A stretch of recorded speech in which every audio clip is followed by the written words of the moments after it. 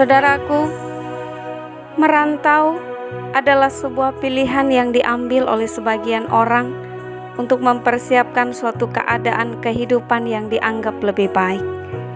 Keputusan untuk merantau biasanya diambil oleh mereka yang ingin melanjutkan pendidikan di tempat-tempat terbaik yang tidak ada di kampung halamannya, sehingga dengan merantau ia dapat memperoleh ilmu dan gelar sesuai dengan harapan dan cita-citanya.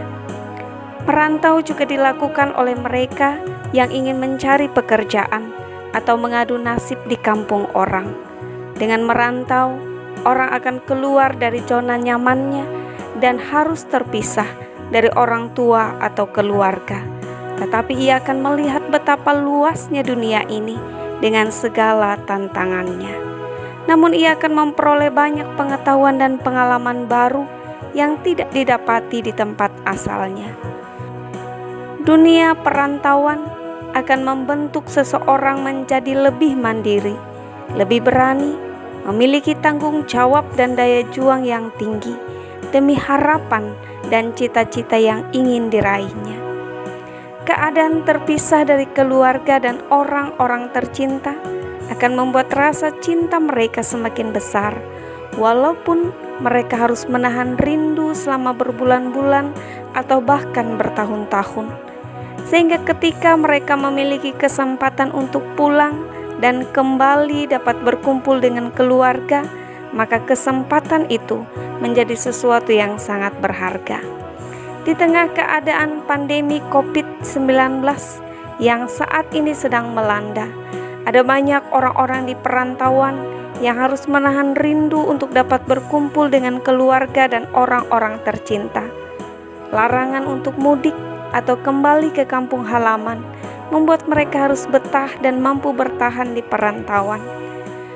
Apalagi bila kota atau tempat tinggalnya di perantauan memiliki jumlah orang-orang yang positif terpapar lebih banyak dari kampung halamannya, maka tetap bertahan di perantauan menjadi pilihan terbaik yang harus dilakukan. Hal ini tentu akan membuat orang tua dan keluarga yang ditinggalkan merasa khawatir, takut dan cemas terhadap keadaan mereka. Bahkan tidak sedikit orang tua atau keluarga yang bersedih dan harus mengalami sakit karena memikirkan anak atau keluarga yang berada di perantauan. Sebagai orang-orang yang percaya dan beriman kepada Allah, janganlah kekhawatiran, ketakutan dan kecemasan kita membuat kita kehilangan pengharapan di hadapan Tuhan, sehingga kita harus kehilangan sukacita dan damai sejahtera dalam hidup kita. Efesus pasal 2 ayat yang ke-17 mengatakan, Ia datang dan memberitakan damai sejahtera kepada kamu yang jauh dan damai sejahtera kepada kamu yang dekat.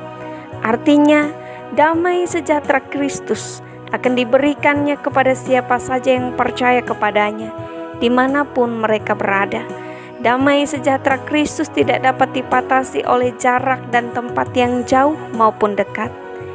Hal ini menguatkan kita bahwa sekalipun kita tidak dapat menjangkau dan mengawasi keadaan mereka yang jauh dari kita, tetapi kasih dan damai sejahtera Kristus akan senantiasa menjaga dan memelihara mereka. Damai sejahteranya tidak hanya sekedar meyakinkan kita bahwa keadaan kehidupan kita akan baik-baik saja, tetapi ia akan menjamin keselamatan kita, seperti pengorbanan yang telah dilakukannya di kayu salib untuk memberi keselamatan bagi semua orang percaya. Karena itu, milikilah damai sejahtera Kristus dan hiduplah dalam damai sejahtera itu. Saudaraku, ada beberapa hal yang harus kita lakukan supaya damai sejahtera itu selalu kita rasakan dan memenuhi hati dan hidup kita. Yang pertama, bertekunlah dalam doa dan doakanlah orang-orang tercinta yang jauh dari kita. Dengan berdoa, kita menyerahkan diri kita dan mereka ke dalam tangan kuasa Tuhan, supaya Tuhanlah yang menjaga, melindungi, dan memberkati kita dan orang-orang tercinta yang jauh dari kita. Sehingga dari doa yang kita panjatkan akan menghasilkan ketenangan, kekuatan, dan hikmat di tengah kekhawatiran, ketakutan dan kecemasan kita. Yang kedua, lakukanlah apa yang menjadi bagian kita.